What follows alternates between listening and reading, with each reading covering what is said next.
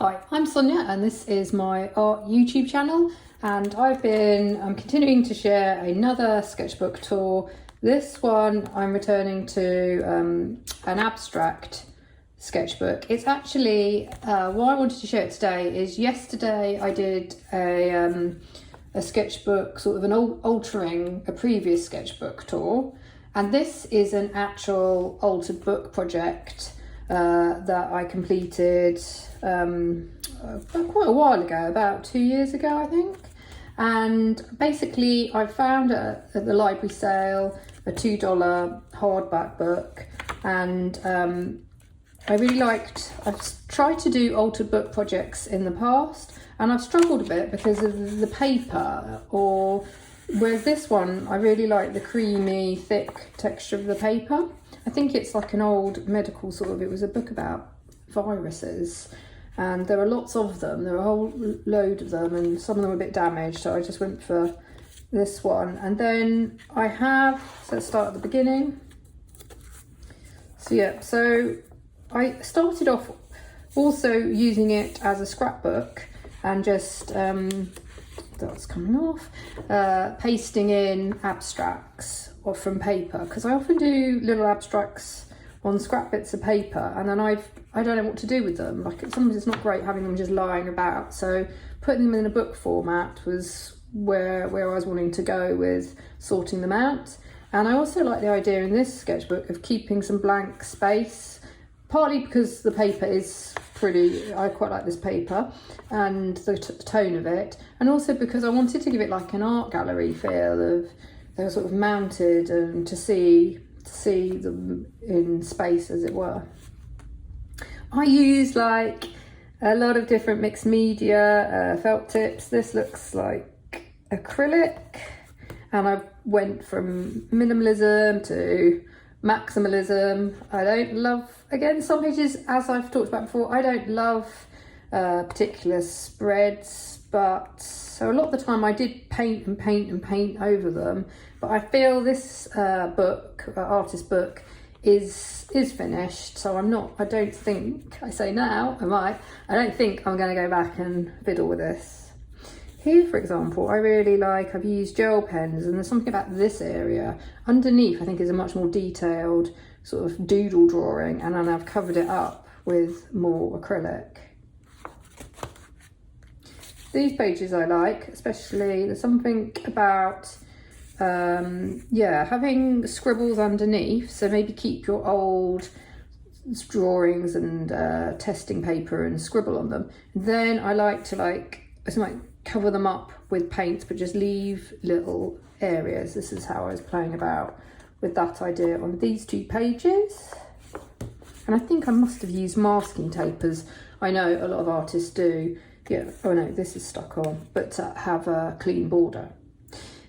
This is again showing that I do like to collage on works of art. Yeah, was also on cheaper printer paper. This one is interesting because it is just this sort of inky purple colour. The reason I kept it plain, I mean, I could draw on that, but there was something about underneath as a collage and even masking tape, and it was something about like the texture that built up the surface, and it reminded me of when you go to an art gallery and you get those abstracts and it's, I can't remember who the artist is, but it's literally just a black canvas, or it's just one colour, but yet sometimes it's about texture or how the light hits it, and that's why I kept that piece of paper. This acrylic paper collage.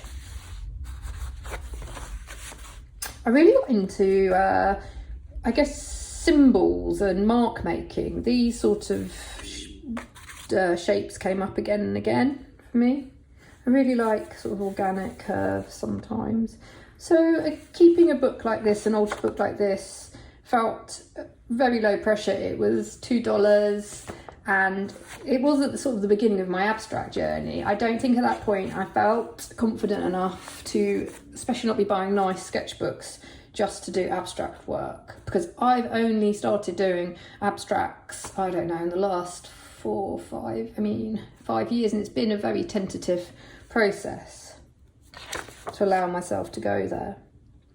Yeah, this is really sort of a scribbly spread.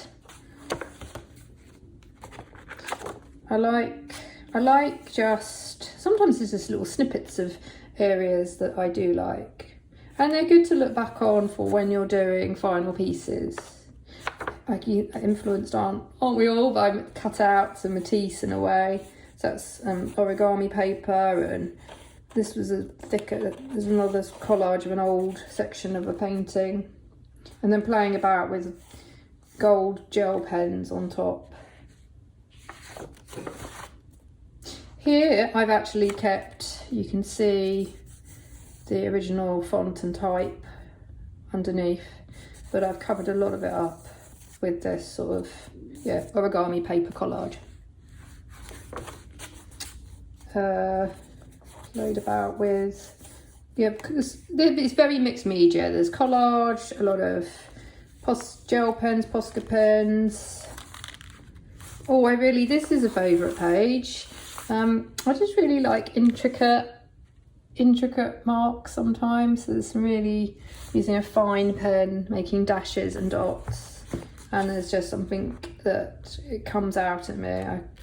I enjoyed it. I enjoyed creating this as well. It was fun.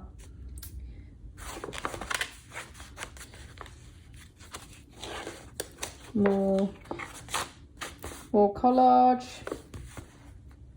Oh, this is an interesting. Sometimes it's good to go through, because through doing these sketchbook tours, I'm like, oh, I want to go back to, that's a good idea. Why do I not paint like that anymore? I like this. There's something about how this is built up. There's layers of drawing underneath and mark making. So I like how I like the black and the contrasts. I use a lot of, also later on you'll see, white paint as well, gesso. This old book had these sort of tissue paper inserts, which I loved, and was one of the reasons I chose this as to be an altered book project.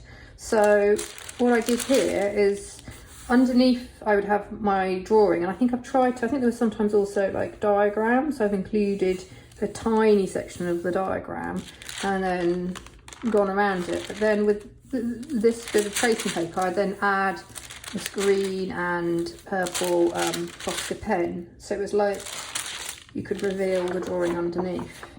I guess you could do that in your own sketchbooks as well. I mean, that's a really good idea. I could stick down tissue paper and then make that yourself with just a flap. Here is white paint, so you've got the contrast of the white with the cream, and then on top of, it's quite pleasant sometimes to draw on top with these Posca pens when you've pre-made a surface.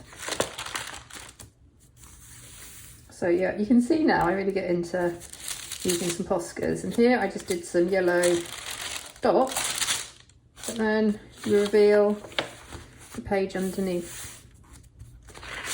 What about shapes? This one I haven't used. But yeah, I really enjoyed making these abstracts, like just the contrast of shapes and mark making. That's why I do like abstract art. It appeals to me. You know, I think we're all drawn to different types of abstract art as well. Here I was really into mark making. It's a bit more fiddly. I think, as I've talked about before, there's a meditative element, I feel, to abstract art and to, doodling, whatever you want to call it, colouring. And it's just a way of really switching off and relaxing and just getting into a flow, I find. Here we go. Some more. This is a very heavy collage. You can see I did get into this painting over in gesso or white acrylic, and then drawing lots of marks, detailed marks, stippling, or just